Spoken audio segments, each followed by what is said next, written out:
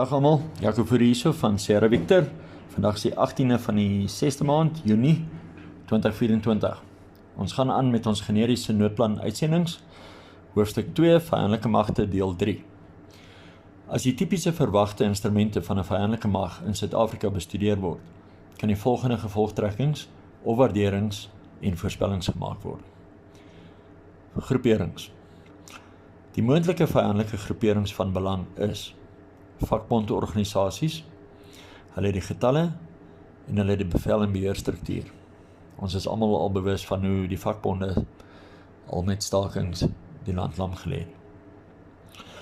Politieke partye wat rondom etnisiteit polariseer, soos byvoorbeeld die nuwe MK-party. Taxiverenigings, want hulle verleen mobiliteit, hulle is bewapen en hulle het ook 'n goeie bevel en beheer struktuur.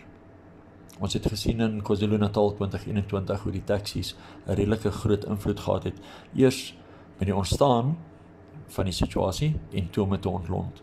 So hulle is definitief 'n rolspeler wat in ag geneem moet word. Huidige bendeorganisasies, meerendeels gekonsentreer in die Weskaap, maar landwyd kom daar bendes voor.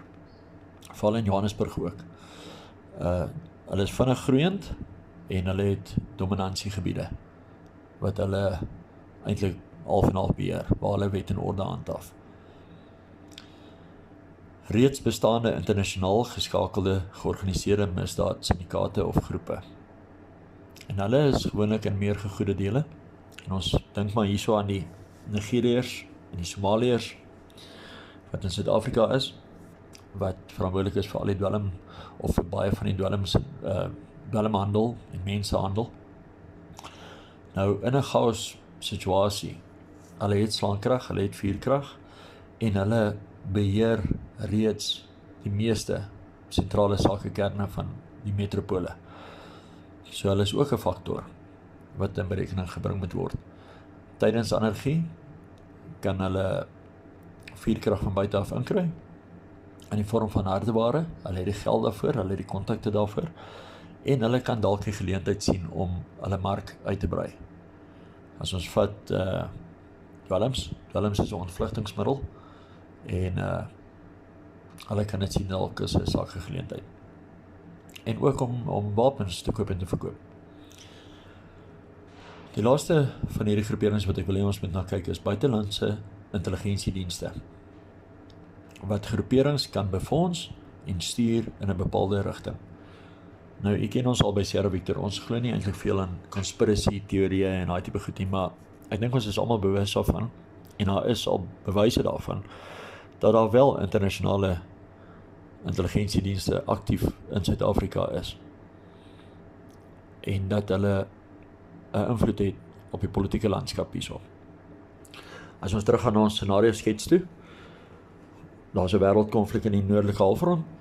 Suid-Afrika is nog steeds 'n belangrike sleutelpunt in terme van internasionale seehandel. En dit kan wees dat daar tussen BRICS en NATO 'n grondgryp kom vir Suid-Afrika. En ons kan maar seker wees dat hulle reeds dit in gedagte en in hulle beplanning het. En as hulle dit reeds in hulle beplanning het, dan kan ons vir sê daar is reeds buitelandse intelligensiedienste aanwesig in Suid-Afrika en hulle sal reeds besig om pionne rond te skuif om vir hulle self 'n gunstige klimaat te skep. Goed, kom ons kyk na teikens.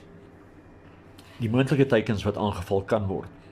Aanvanklik in die begin van so 'n onluste of anargietoestand is dit maar kommersiële teikens. Dis supermarkte, elektroniese winkels, selfoonwinkels, ATM's. Ons het gegaan na KwaZulu-Natal 2021. En u weet self, daar het soveel berigte heen en weer gegaan oor sosiale media, want almal was mos nou kammerstig daar, en almal weet wat op die grond gebeur het, en elke ou weet beter as die volgende. Toe gaan ons by Sierra Victor, en ons maak kontak met versekeringsmaatskappye, en ons kry toe hulle lys van eise.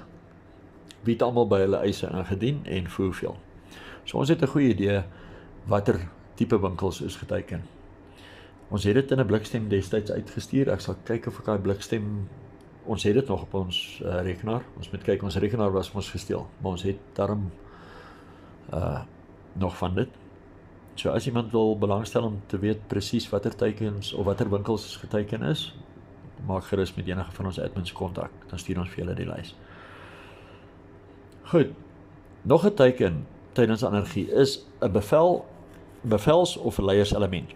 Nou ons sien dit ook baie in KwaZulu-Natal. Ek dink in die laaste jaar of 2 is daar meer politieke sluipmode gewees as in die vorige 10 jaar. En dit skep 'n situasie, want behalwe dat dit destabiliserend van en 'n breek maak in die bevelsketting of die bestuursvermoë van 'n organisasie, is dit ook afbrekend, moraal afbrekend. Op 'n stadium word dit so dat niemand wil bevordering hê nie, of niemand wil opklim in die range nie, want die boonste word die hele tyd geskiet. So dit is 'n teiken nogal wat in ag geneem moet word.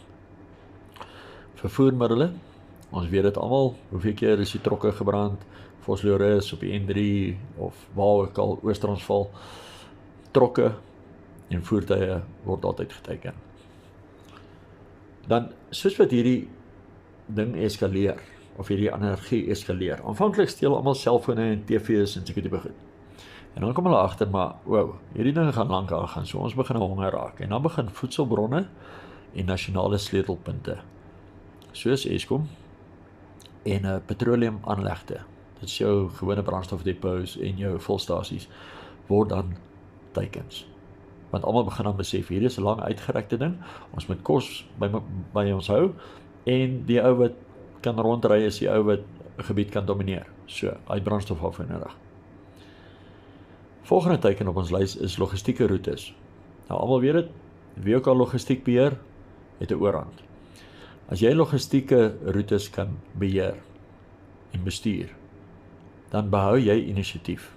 Met ander woorde, jou groepering of jou, kom ons noem nou maar eie magte, hulle kan dan logistiek ontvang van elders af, en jy kan die vyand dit ontneem. So logistieke roetes is altyd kwesbaar, en dit is altyd 'n teiken ook, in 'n ding wat eskaleer, of in 'n energie wat eskaleer. En dan as logistiek nou uit die weg geruim is, met ander woorde, almal het kos, almal het brandstof, almal het harde ware tot hulle beskikking, dan gewoonlik eers begin konsentrasiegebiede geteiken word. Met ander woorde, 'n groepering of 'n bende kan in een gebied dalk ingetrek het, en dit is hulle veilige area, en dan kan hulle besluit, maar hulle wil die aanliggende gebied annexeer, en dan gebeur dit dat daar verdere geweld uitbreek. So dit is die teikens wat ons geïdentifiseer het. Nou is hierdie volhoubaar of nie? Nou gewoonlik, as dit sporadies is dit nie volhoubaar nie. Selfs KwaZulu-Natal 2021 was nie volhoubaar nie. Daar was nie konsentrasie van magte nie. Met ander woorde, daar was 500 verskillende dorpe of plekke wat gebrand het. En dit is goed om 'n gebied te destabiliseer, maar dit is nie volhoubaar nie. Dit het nie 'n langdurige of 'n langtermyn doelwit en uitwerking nie. Wat wel kan gebeur in Suid-Afrika is dat verskillende groeperings kan saam staan, hulle kan tydelike alliansies aangaan. Almal is redelik nikkerig vir die ANC op hierdie stadium. En dit kan wees dat hulle besluit nou maar reg, kom ons laat die land in vlamme opgaan, en om dit reg te kry, nasionaal, gaan ons met alliansies vorm. Want, kom ons sê, die Zulus, of MK, is redelik meer gekonsentreerd in KwaZulu-Natal, Oos-Transvaal en Gauteng. So 'n bietjie in die Vrystaat, maar nie baie nie. As hulle nou wil opstand pleeg, en energie wil laat uitbreek, gaan dit maar die areas wees wat brand. Maar sou hulle die hele regering tot 'n val wil bring, dan gaan hulle met alliansies aangaan, byvoorbeeld met die ouens in die Oos-Kaap en die ouens in die Wes-Kaap en so aan. En dan kan dit volhoubaar word. Goed, kom ons kyk na die goeie en die sterkpunte, of die swakpunte en die sterkpunte van sulke groeperings, of van wat ons antisipeer. Goed, swakpunte, hulle is gekonsentreerd in groot getalle. hulle bly nog steeds almal redelik saam. Ten spyte van die beleid wat verander het, is daar natuurlike apartheid. Okay, ekonomie dra daartoe by. Ek meen baie van hulle kan dit nie bekostig om in middelklas woonbuurte in te trek nie. Maar daar is 'n natuurlike konsentrasie van verskillende mense. Hulle het geen of swak opleiding. Hulle het onbevoegde leierskap. Hulle leierskap, ek gaan nou nie name noem nie, maar julle weet self, is maklik om op verhoog te praat van 'n revolusie en opstand en daai tipe goed, as jy nie die kundigheid het om so iets te stuur nie. Hoe sê die Engelse, talk is cheap. So, hulle het onbevoegde leierskap om regtig 'n ding volhoubaar te maak. Hulle kan opsweep, maar om dit eintlik te voer, is 'n ander saak. Goed, gewoonlik is daar swak algemene dissipline. Dis maar elke ou vir homself, ja, vir nou staan hulle saam en hulle plunder saam, maar hulle sal nog onder mekaar beklei oor die TV. Daar's 'n gebrek aan visualisering. Nou vir die laerklas, dis mense wat gewoond is om dag tot dag te lewe. Hulle kan nie langtermyn visualiseer nie. Wat jy beginpunt, wat jy medium, halfpad merk en wat jy einddoelwit. Gewoonlik spring hulle van of hulle wil van die wegtrek af na die eindpunt toe spring en hulle besef nie dit is 'n proses nie. En hierdie mense, omdat hulle vir so lank arm is hulle uitbuiters van 'n geleentheid.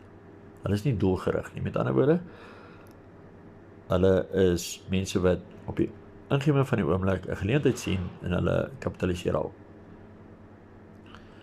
Nog nêrens in Afrika was daar regtig 'n doelgerigte langtermyn volhoubare militêre strategie of plan nie. Goed, klasseverskille tussen ryk en arm onder gemeenskappe skep natuurlike verdeeldheid. Daar is baie mense wat uit die laer inkomste groepe uit of uit die laer klasse uit nou in die middelklas is en hulle is nie so militant en so ideologies gedrewe nie. Hulle wil eintlik net rus en vrede hê. Hulle wil nie 'n opstand hê nie, hulle wil nie 'n revolusie hê nie. So daar is natuurlike verdeeldheid wat daar ook gebeur langs ekonomiese lyne. Dan nog 'n swakpunt is etniese verskille en ideologiese verskille. En dit sal maar altyd daar wees. Ja, daar kan 'n gesamentlike vyand wees, die ANC of die blankes in hierdie land, maar onder hulle is daar nog altyd ook verskille. Daar's geen logistieke instandhoudingsbevoegdheid nie. En ons het gister 'n bietjie gepraat daaroor. Almal wil altyd 'n infanteris hê want hy is die ou met die wapen en hy kan veg. Maar niemand dink aan die tiffie wat hom moet rondry wat die voertuig moet in stand hou nie. En baie van die mense uit die lae inkomste groepe uit of die lae klasse wat as spionne gaan gebruik word. Hulle gebruik 'n ding net tot hy klaar is of tot hy gebreek is en dan los hulle hom. Daar is nie onderhoudswerk nie. Daar is nie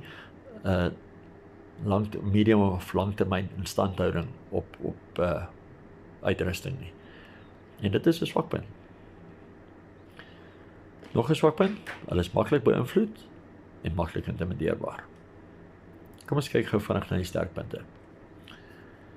Voordat ek by sterkpunte kom, ek sien ek het nou een uitgelaat. Getalle. Getalle is ook 'n swakpunt. Maar ons sal later meer oor getalle praat. Sterkpunte. Hulle is mobiel, te voet en te voertuig. Veral taksies wat groot getalle kan skuif. Hulle is maklik beïnvloedbaar en intimideerbaar. Dit was 'n swakpunt, dis ook 'n sterkpunt. Hang af van watter kant van die draad jy staan. Hulle is meer gehard weens swaar kry. Ek dink die middelklas en die hoërklas het baie sag geword. Die laer klas is gewoond aan swaar kry, hulle is gewoond aan min eet, hulle is gewoond aan koud slaap, ver stap. So dit is 'n sterkpunt wat hulle het. Ek dink fisies is hulle dalk fikser en meer gevegsgereed as baie middelklas of hoër inkomste groepe. Desperaatheid. Hulle het niks om te verloor nie. As jy op 'n punt kom waar jy niks het om te verloor nie, dan is dit 'n sterk punt, want dan veg jy met alles wat in jou is. So dit is 'n sterk punt. En dan getalle. Soos ek gesê het, ons het getalle genoem as 'n swakpunt en as 'n sterk punt. Nou, ek sien die tyd van ons bietjie. Ons gaan môre bietjie praat oor getalle. Want getalle is iets wat gebruik word deur feitelik al die regsorganisasies. Hulle gebruik getalle om mense bang te maak, sodat mense by hulle aansluit en lede geld betaal. Maar ons gaan vir julle 'n nugtere, analitiese blik gee rondom getalle.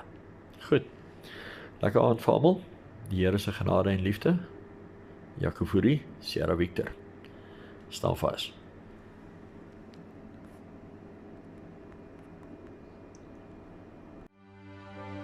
Ons staan vas, deur die storm, staan vas, deur die nag, teen die